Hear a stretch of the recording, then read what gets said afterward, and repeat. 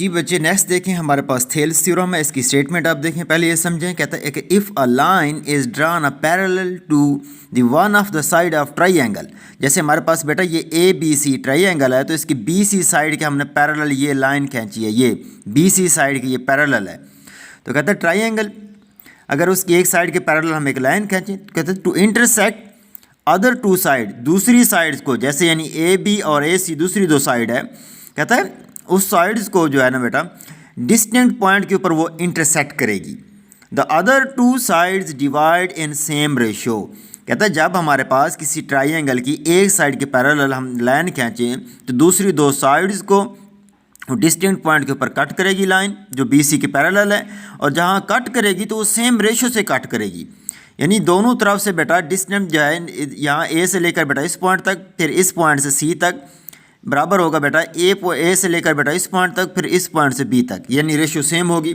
उसके कहने का मतलब ये है कि वी हैव टू प्रूव, जैसे हमारे पास ये है बेटा ए बी सी ट्रायंगल थी, डी ई हमने बी सी के पैरेलल लाइन खींची, तो उसके कहने का मतलब ये है कि A D ratio D B बराबर होगा ए ई रेशियो ई सी के, ये हमने प्रूव करना है, इक्वल होगा।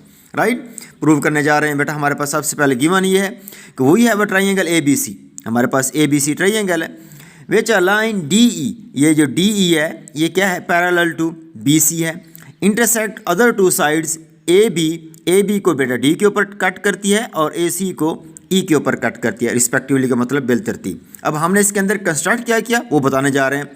Late us join B E and C D. बेटा बी को हमने ई से मिला दिया, सी को हमने डी से मिला दिया, अभी पहला हमने ये काम किया। दूसरा क्या किया, and then draw D M. बेटा हमने डी पॉइंट से ए सी के ऊपर एक परपेंडिकुलर ड्रा किया, इस पॉइंट को हमने एम का नाम दिया। सेम इसी तरह से बेटा ई से हमने परपेंडिकुलर ड्रा किया ए बी लाइन के ऊपर, उस पॉइंट को जहाँ परपेंडिकुलर गिरा उसको एन का नाम दिया, वो यही बता रहा है। Then draw D M perpendicular to A C and E N perpendicular to A B के ऊपर परपेंडिकुलर ये ई एन है। क्लियर है। अब हमारे पास एरिया ऑफ ट्रायंगल का फार्मूला है half multiplied by base multiplied by height. अब हमारे पास जो ट्रायंगल्स बनेंगी उनका हम एरिया फाइंड आउट करेंगे। सबसे पहली ट्रायंगल है ए डी ई।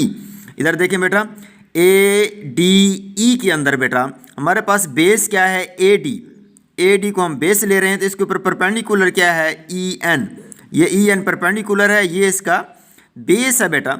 तो हमारे पास वही बन गया कि A D multiplied by E N जो इसके ऊपर परपेंडिकुलर है। राइट, अब हम सेम फिर इसी को उठाएंगे और दूसरी तरफ से बेटा इसका फाइंड आउट करेंगे।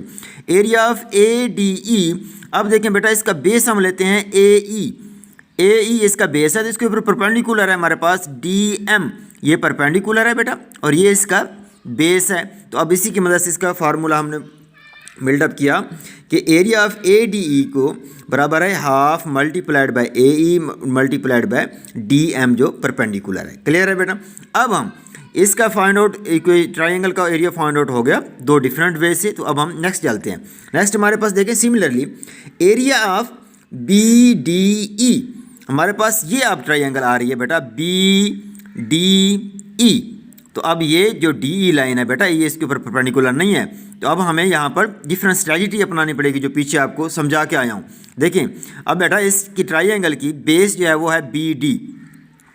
अब परपेंडिकुलर के लिए हाइट के लिए अब ई डी जो है इसके ऊपर बेटा परपेंडिकुलर नहीं है। अब हमने इस लाइन को एक्सटेंड किया सपोज बी से एन तक, तो ये ई से एन इस लाइन के ऊपर परपेंडिकुलर है, तो इसका परपेंडिकुलर या हाइट जो है वो ई एन बनेगी और इस ट्रायंगल बी डी ई की जो बेस बनेगी वो बी डी बनेगी।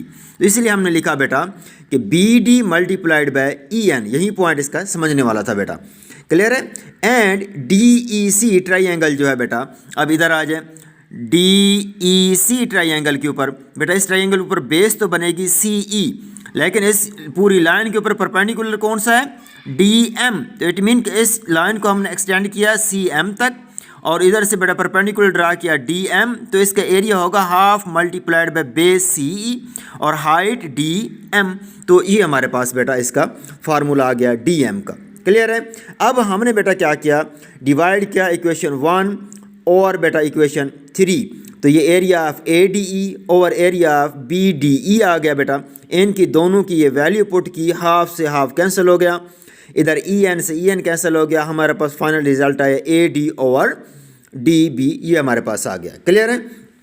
अब इसी तरह से बेटा फिर इक्वेशन 2 और 4 को हमने डिवाइड किया। ये हमारे पास ये इक्वेशन दी गई थी, ये हमारे पास है 2 और ये हमारे पास है 4। तो जब हमने इनको डिवाइड किया बेटा तो हमारे पास फाइनल रिजल्ट ये डी एम से डी एम कैंसिल हो गया, ए ई ओवर ई सी आ गया।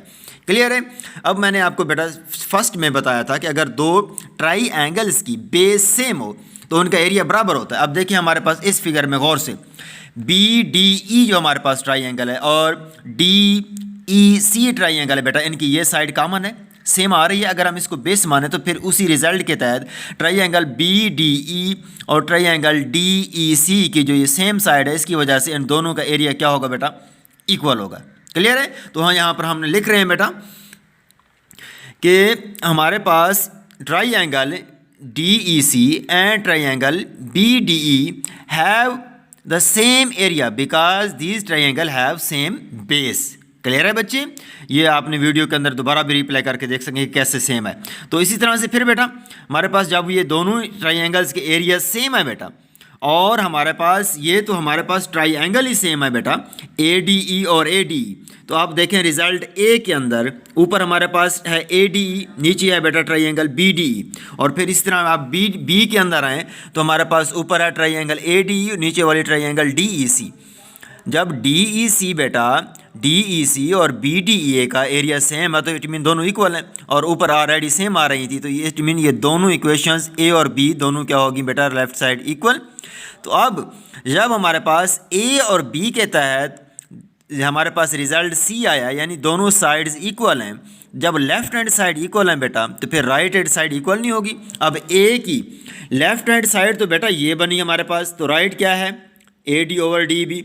फिर इसी तरह से फिर बेटा बी के अंदर लेफ्ट हैंड साइड ये बनी तो राइट ये है बेटा, जब लेफ्ट इक्वल हो तो फिर राइट भी ए और बी की आपस में इक्वल होंगे। ये हमारा रिक्वायर्ड रिजल्ट है। ओके।